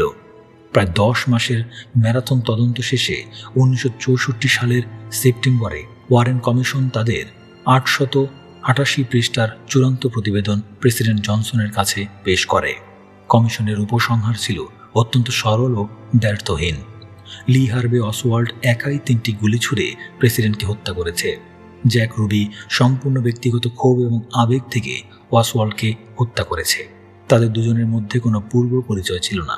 সর্বোপরি এই ঘটনার পেছনে কোনো দেশি বা বিদেশি সরকারি বা বেসরকারি চক্রান্ত বা ষড়যন্ত্র নেই। ২৬ খণ্ডের বিশাল নথিপত্র এবং প্রমাণাদি সংযুক্ত করে কমিশন এই দাবিকে তর্কাতীত বলে জাতির সামনে ঘোষণা করে। শুরুতে শোকাহত মার্কিন জাতি এই প্রতিবেদনকে স্বস্তির নিঃশ্বাস হিসেবে গ্রহণ করেছিল। মূলধারার গণমাধ্যমগুলো ওয়ারেন কমিশনের সিদ্ধান্তকে বিনা বাক্যে মেনে নিয়ে সত্য হিসেবে প্রচার করতে শুরু করে। কিন্তু এই স্বস্তি খুব বেশি দিন স্থায়ী হয়নি। যখন স্বাধীন গবেষক, সাংবাদিক এবং সাধারণ পাঠকরা ওই বিশাল রিপোর্টের ভাঁজে ভাঁজে লুকিয়ে থাকা অসঙ্গতিগুলো আবিষ্কার করতে শুরু করলেন, তখন বেরিয়ে আসতে লাগলো এমন সব চাঞ্চল্যকর তথ্য যা পুরো তদন্ত প্রক্রিয়াকেই একটি সাজানো নাটক বলে প্রমাণ করতে উদ্যত হলো। সত্য উদ্ঘাটনের নামে মার্কিন সরকার কি তবে ইতিহাসের সবচেয়ে বড় ধামাচাপা দেওয়ার কাজটি করেছিল? এই একটি প্রশ্নই আগামী কয়েক দশকের জন্য আমেরিকার জাতীয় বিবেককে তাড়িয়ে বেড়াতে শুরু করে এবং জন্ম দেয় হাজারো প্রশ্নের, যার উত্তর আজও পুরোপুরি মেলেনি। অধ্যায় ৭, ষড়যন্ত্রের ছায়া এবং অমীমাংসিত প্রশ্ন। ওয়ারেন কমিশনের রিপোর্ট প্রকাশের পর প্রথম কয়েক বছর পুরো আমেরিকা এক অদ্ভুত ঘোরে আচ্ছন্ন ছিল। শোকাহত জাতি সরকারের দেওয়া সরকারি ভাষ্য মেনে নিয়েছিল এই আশায় যে অন্তত একটি সান্ত্বনা খুঁজে পাওয়া যাবে। কিন্তু ৬০-এর দশকের শেষের দিকে যখন ভিয়েতনাম যুদ্ধ এবং নাগরিক অধিকার আন্দোলন নিয়ে মার্কিন সমাজ চরম বিভক্ত, তখন সরকারের প্রতি সাধারণ মানুষের অন্ধবিশ্বাসে ফাটল ধরতে শুরু করে। স্বাধীন গবেষক, সাংবাদিক এবং সংশয়বাদীরা যখন ওয়ারেন রিপোর্টের ২৬ খণ্ডের বিশাল নথিপত্র চুলচেরা বিশ্লেষণ করা শুরু করলেন, তখন বেরিয়ে আসতে লাগলো অসংখ্য অসঙ্গতি। মার্ক লেনের মতো আইনজীবীরা প্রমাণ করে দিলেন যে কমিশন মূলত সত্য খোঁজার বদলে লি হার্ভে অসওয়াল্ডকে দোষী প্রমাণের জন্যই কাজ করেছিল। বিজ্ঞান, যুক্তি এবং ব্যালিস্টিক প্রমাণের সাথে কমিশনের মন গড়া ম্যাজিক বুলেট তত্ত্বের কোনো মিল ছিল না। এই সন্দেহের আগুন সবচেয়ে বড় বিস্ফোরণ ঘটায় ১৯৬৭ সালে লুইজিয়ানা অঙ্গরাজ্যের নিউ অরলিন্স শহরে। সেখানকার ডিস্ট্রিক্ট অ্যাটর্নি জিম গ্যারিসন মার্কিন ইতিহাসের একমাত্র সরকারি কৌশলী হিসেবে কেনেডি হত্যাকাণ্ডের বিচার বিভাগীয় তদন্ত শুরু করেন। গ্যারিসনের দাবি ছিল লি হার্ভে অসওয়াল্ড কোনো একাকী বা ভবঘুরে খুনি নয়, বরং সে গোয়েন্দা সংস্থাগুলোর মদতপুষ্ট এক বিশাল ষড়যন্ত্রের দাবার গুটি মাত্র। তিনি ক্লেশ নামের নিউ অরলিন্সের এক বিশিষ্ট ব্যবসায়ীকে ষড়যন্ত্রের অভিযোগে গ্রেপ্তার করেন। গ্যারিসন আদালতে প্রমাণ করার চেষ্টা করেন যে ক্লেশ এবং ডেভিড ফেরির মতো সিআইএর সাথে সম্পর্কিত ব্যক্তিবর্গ প্রেসিডেন্টকে হত্যার ছক কষেছিল। যদিও যথেষ্ট প্রমাণের অভাবে ক্লেশ শেষ পর্যন্ত খালাস পেয়ে যান এবং মূলধারার গণমাধ্যম গ্যারিসনকে পাগল আখ্যা দিয়ে চরিত্র হনন করে। কিন্তু তার এই দুঃসাহসী পদক্ষেপ পুরো আমেরিকার ঘুম ভাঙিয়ে দেয়। মানুষ প্রথমবারের মতো প্রকাশ্যে সিআইএ এবং গোয়েন্দা সংস্থাগুলোর অন্ধকার জগতের ভূমিকা নিয়ে যৌক্তিক প্রশ্ন তুলতে শুরু করে। যদি এটি ষড়যন্ত্রই হয়, তবে এর পেছনে কাদের হাত থাকতে পারে? অপরাধ বিজ্ঞান বা ক্রিমিনোলজির ভাষায় মোটিভ বা উদ্দেশ্য কাদের সবচেয়ে বেশি ছিল? যৌক্তিক বিশ্লেষণে আঙুল উঠতে শুরু করে বেশ কয়েকটি অত্যন্ত শক্তিশালী গোষ্ঠীর দিকে। প্রথমত, মার্কিন আন্ডারওয়ার্ল্ড বা মাফিয়া। ১৯৬০ সালের নির্বাচনে মাফিয়া ডনরা, বিশেষ করে শিকাগোর স্যাম জিয়ানকানা এবং নিউ অরলিন্সের কার্লোস মার্সেলো, কেনেডিকে বিপুল পরিমাণ অবৈধ অর্থ এবং ভোট কারচুপির মাধ্যমে সাহায্য করেছিল বলে জনশ্রুতি আছে। তাদের আশা ছিল প্রেসিডেন্ট হওয়ার পর কেনেডি প্রশাসন তাদের অবৈধ সাম্রাজ্যের প্রতি নমনীয় থাকবে। কিন্তু কেনেডি প্রেসিডেন্ট হয়েই তার ভাই রবার্ট কেনেডিকে অ্যাটর্নি জেনারেল হিসেবে নিয়োগ দেন এবং রবার্ট মার্কিন ইতিহাসের সবচেয়ে কঠোর মাফিয়া বিরোধী অভিযান শুরু করেন। মাফিয়ারা এই ঘটনাকে চরম বিশ্বাসঘাতকতা হিসেবে দেখেছিল। মাফিয়াদের কাছে কেনেডিকে হত্যার উদ্দেশ্য এবং ডিলি প্লাজার মতো জায়গায় নিখুঁত হিটম্যান নিয়োগ দেওয়ার সক্ষমতা উভয়ই ছিল। দ্বিতীয় এবং সবচেয়ে শক্তিশালী সন্দেহের তীরটি যায় সিআইএ এবং পেন্টাগনের উচ্চ পদস্থ সামরিক কর্মকর্তাদের দিকে। বে অফ পিগস অভিযানের ব্যর্থতার পর প্রেসিডেন্ট কেনেডি সিআইএর ক্ষমতা চরমভাবে খর্ব করার সিদ্ধান্ত নিয়েছিলেন। তিনি তার ঘনিষ্ঠ মহলে বলেছিলেন যে তিনি সিআইএকে হাজার টুকরো করে বাতাসে উড়িয়ে দিতে চান।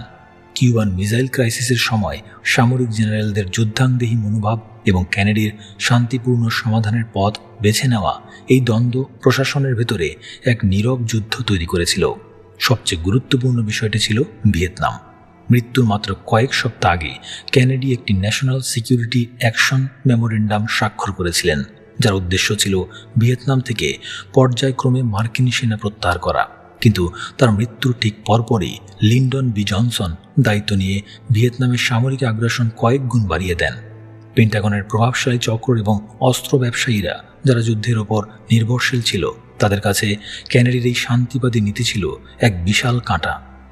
এই সমস্ত সন্দেহ এবং অমীমাংসিত প্রশ্ন যখন দশকের পর দশক ধরে মার্কিন রাজনীতিতে ভূতের মতো তাড়িয়ে বেড়াচ্ছিল, তখন 1976 সালে মার্কিন কংগ্রেস বাধ্য হয়ে একটি নতুন তদন্ত কমিটি গঠন করে, হাউস সিলেক্ট কমিটি অন অ্যাসাসিনেশনস। প্রায় 3 বছর ধরে এই কমিটি নতুন প্রযুক্তি এবং আধুনিক ফরেন্সিক বিজ্ঞান ব্যবহার করে পুরো হত্যাকাণ্ডের পুনর্তদন্ত করে। ওয়ারেন কমিশনের অনেক গাফলতি এবং লুকোচুরি এই তদন্তে স্পষ্টভাবে ধরা পড়ে। তবে সবচেয়ে বড় চমকটি আসে বিজ্ঞানের হাত ধরে একটি পুলিশ ডিক্টেভেলড অডিও রেকর্ডিং থেকে। ডালাস পুলিশের একটি রেডিও মাইক্রোফোন, যা মোটর কেডের সাথে থাকা এক পুলিশ মোটরসাইকেলে ঘটনার সময় ভুলবশত অন করা ছিল, তাতে ডিলি প্লাজার শব্দ রেকর্ড হয়েছিল। অ্যাকোস্টিক বা শব্দ বিজ্ঞান বিশেষজ্ঞরা সেই অডিও ফিতা বিশ্লেষণ করে গাণিতিক ও বৈজ্ঞানিক তথ্য প্রমাণের ভিত্তিতে জানান যে ডিলি প্লাজায় সেদিন 3টি নয়, অন্তত 4টি গুলি ছোড়া হয়েছিল। এবং সবচেয়ে মারাত্মক তথ্যটি হলো, চতুর্থ গুলিটি টেক্সাস স্কুল বুক ডিপোজিটরি থেকে নয়, বরং সামনের সেই ঘাসে ঢাকা গ্রাসি নোল বা কাঠের বেড়ার পেছন থেকে ছোড়া হয়েছিল। এই একটি বৈজ্ঞানিক প্রমাণ ওয়ারেন কমিশনের একক খনি তত্ত্বকে পুরোপুরি ধূলিসাৎ করে দেয়। যে প্রুডার ফিল্মে বুলেটের আঘাতে প্রেসিডেন্টের মাথা পিছনের দিকে ছিটকে যাওয়ার দৃশ্যটিও এই সামনের দিক থেকে আসা গুলির তত্ত্বকেই সমর্থন করে।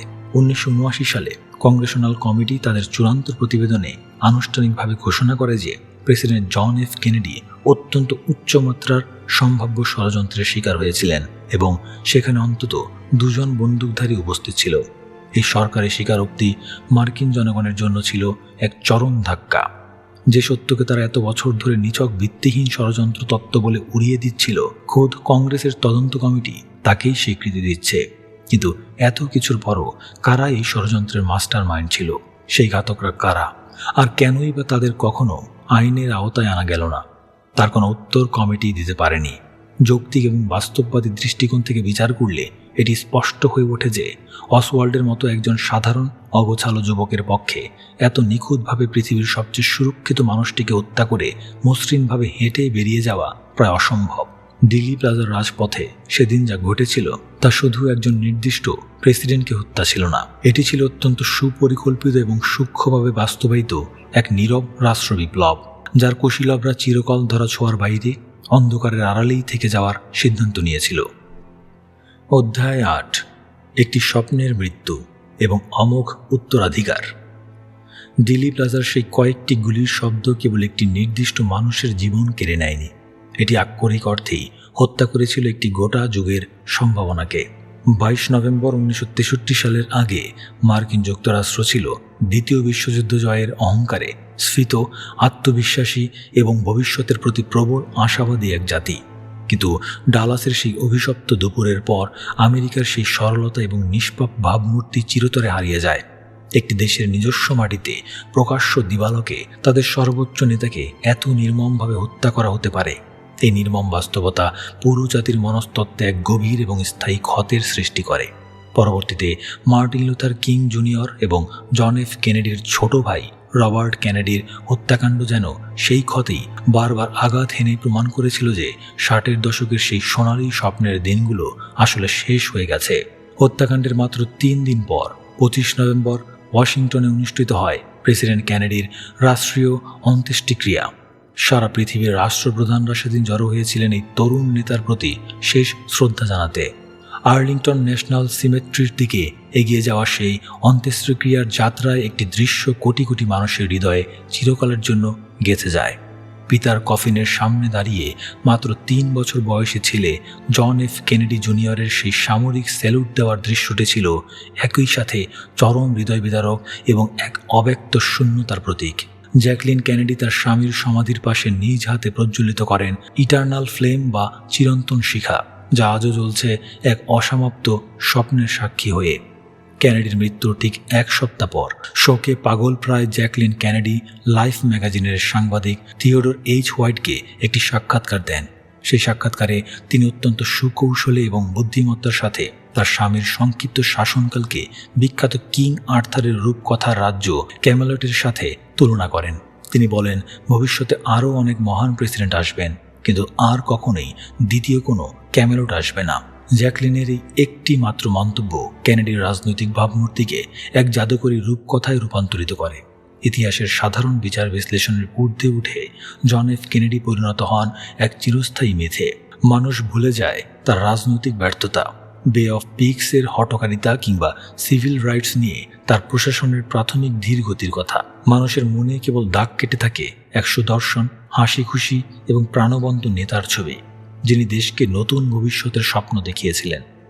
কেনেডির এই অকাল মৃত্যু এবং তার ফলে সৃষ্ট বিশাল জাতীয় আবেগকে সবচেয়ে নিপুণভাবে রাজনৈতিক কাজে ব্যবহার করেছিলেন তার উত্তরসূরি প্রেসিডেন্ট লিন্ডন বি জনসন। যে সিভিল রাইটস অ্যাক্ট বা নাগরিক অধিকার বিলটি কেনেডি জীবিত অবস্থায় কংগ্রেসে পাশ করাতে তীব্র বাধার সম্মুখীন হচ্ছিলেন, জনসন কেনেডির রক্তের দোহাই দিয়ে এবং তার অসম্পূর্ণ কাজ সম্পন্ন করার ডাক দিয়ে 1964 সালে সেই ঐতিহাসিক বিলটি পাশ করিয়ে নেন। এটি ছিল আফ্রিকান আমেরিকানদের জন্য এক যুগান্তকারী বিজয়, কিন্তু একই সাথে ভিয়েতনাম নীতিতে কেনেডির যে সতর্কতা এবং সেনা প্রত্যাহারের গোপন পরিকল্পনা ছিল, জনসন তা পুরোপুরি বাতিল করে দেন। তিনি ভিয়েতনামে পূর্ণমাত্রায় যুদ্ধে জড়িয়ে পড়েন, যার পরিণতিতে 60-এর দশকের শেষ ভাগে এসে আমেরিকাকে আরেক চরম বিপর্যয়ের মুখে পড়তে হয়। অনেকেই বিশ্বাস করেন কেনেডি বেঁচে থাকলে ভিয়েতনামের সেই রক্তক্ষয়ী ইতিহাস হয়তো অন্যভাবে লেখা হতো। তবে জন এফ কেনেডির হত্যাকাণ্ডের সবচেয়ে সুদূরপ্রসারী এবং ধ্বংসাত্মক প্রভাবটি পড়েছিল মার্কিন সরকারের ওপর সাধারণ মানুষের আস্থার ক্ষেত্রে। ডালাসের ঘটনার আগে পর্যন্ত সাধারণ মার্কিনীরা তাদের সরকার, প্রতিষ্ঠান এবং গোয়েন্দা সংস্থাগুলোকে অন্ধের মতো বিশ্বাস করত, কিন্তু ওয়ারেন কমিশনের রিপোর্টে থাকা অসংখ্য ফাঁক ফোকর, সরকার কর্তৃক তথ্য গোপন করা এবং মূল সত্য ধামাচাপা দেওয়ার যে নির্লজ্জ চেষ্টা মানুষ দেখেছিল, তা তাদের মনে এক স্থায়ী সন্দেহের জন্ম দেয়। সরকার যে নিজেদের স্বার্থে জনগণের কাছে মিথ্যা বলতে পারে, এই চরম সত্যটি প্রথমবারের মতো জনসমক্ষে নগ্ন হয়ে ধরা পড়ে। কেনেডি হত্যাকাণ্ডের এই অবিশ্বাসী পরবর্তীতে ভিয়েতনাম যুদ্ধের মিথ্যাচার এবং ওয়াটারগেট কেলেঙ্কারির মাধ্যমে এমন এক জায়গায় পৌঁছায় যেখান থেকে মার্কিন জনগণ আর কখনোই তাদের নেতাদের পুরোপুরি বিশ্বাস করতে পারেনি। ডালাসের সেই হত্যাকাণ্ড ছিল আধুনিক আমেরিকার রাজনৈতিক মোহভঙ্গের প্রথম এবং সবচেয়ে বড় অধ্যায়। আজ এত বছর পর যখন ইতিহাসবিদরা জন এফ কেনেডির জীবন ও কর্মের মূল্যায়ন করেন, তখন তার মানবীয় ত্রুটিগুলোও উঠে আসে। তিনি কোনো নিখুঁত মানুষ ছিলেন না। তার ব্যক্তিগত জীবনে অসংখ্য স্থলন ছিল। তার ভগ্ন স্বাস্থ্য এবং অ্যাডিসন্স ডিজিজের মতো গুরুতর অসুস্থতার কথা তিনি জনগণের কাছ থেকে সযত্নে লুকিয়ে রেখেছিলেন, এবং অনেক রাজনৈতিক সিদ্ধান্তেও তিনি ভুল করেছিলেন। কিন্তু তার সবচেয়ে বড় গুণ ছিল তার রাজনৈতিক প্রজ্ঞা এবং সংকটকালে খাদের কিনারা থেকে ফিরে আসার অসামান্য সক্ষমতা। কিউবান মিসাইল ক্রাইসিসের সময় তিনি যেভাবে সামরিক জেনারেলদের উস্কানি অগ্রাহ্য করে শীতল মস্তিষ্কে পুরো বিশ্বকে পারমাণবিক ধ্বংসের হাত থেকে রক্ষা করেছিলেন, তা বিশ্বের রাজনৈতিক ইতিহাসে অতুলনীয়। তিনি তরুণ প্রজন্মকে অনুপ্রাণিত করেছিলেন পিস কর্পস এর মাধ্যমে মানবতার সেবায় আত্মনিয়োগ করতে এবং চাঁদে মানুষ পাঠানোর মতো অসম্ভবকে সম্ভব করার স্বপ্ন দেখতে। জন ফিটজেরাল্ড কেনেডি এমন এক সময়ে হোয়াইট হাউসের দায়িত্ব নিয়েছিলেন যখন পৃথিবী এক অসীম আশঙ্কার মধ্যে দিয়ে যাচ্ছিল। তিনি হয়তো আমেরিকার শ্রেষ্ঠতম প্রেসিডেন্টদের একজন হিসেবে তার কাজগুলো পুরোপুরি শেষ করে যেতে পারেননি, কিন্তু তিনি আমেরিকার মননশীলতায় এমন এক উচ্চতার মাপকাঠি তৈরি করে দিয়ে গেছেন যা আজও প্রাসঙ্গিক। ডালাসের সেই বুলেট তাকে বয়সের ভারে নত হতে দেয়নি। তিনি আটকে গেছেন সময়ের ফ্রেমে, চিরতরুণ, চিরসবুজ, বাতাসে উড়ন্ত চুল আর সেই বিখ্যাত আত্মবিশ্বাসী হাসি মুখ নিয়ে। অগণিত ফাইল আর হাজারো গোপন নথির ভিড়ে ডিলি প্লাজার সেই হত্যাকাণ্ডের প্রকৃত রহস্য হয়তো আজও পুরোপুরি উন্মোচিত হয়নি। তবে যে বিষয়টি চূড়ান্ত এবং অকাট্য তা হলো, সেই দিন কেবল একজন মানুষের মৃত্যু হয়নি, বরং মৃত্যু হয়েছিল এক অপার সম্ভাবনার। কেনেডির জীবন ছিল এক অসম্পূর্ণ সিম্ফনির মতো, যার সবচেয়ে সুন্দর সুরটি বাজার ঠিক আগেই তা আকস্মিকভাবে থেমে যায়। আর সেই থেমে যাওয়া সুরের রেশই আজও আধুনিক ইতিহাসের সবচেয়ে বড় ট্র্যাজেডি হয়ে প্রতিধ্বনিত হয়। ক্ষমতা রাজপথ থেকে শুরু করে ডালাসের সেই অভিশপ্ত দুপুর পর্যন্ত জন এফ কেনেডির এই অবিশ্বাস্য উত্থান পতনের কাহিনী চিরকাল মানব সভ্যতার ইতিহাসের এক অবিস্মরণীয় এবং অমীমাংসিত অধ্যায় হিসেবে বেঁচে থাকবে।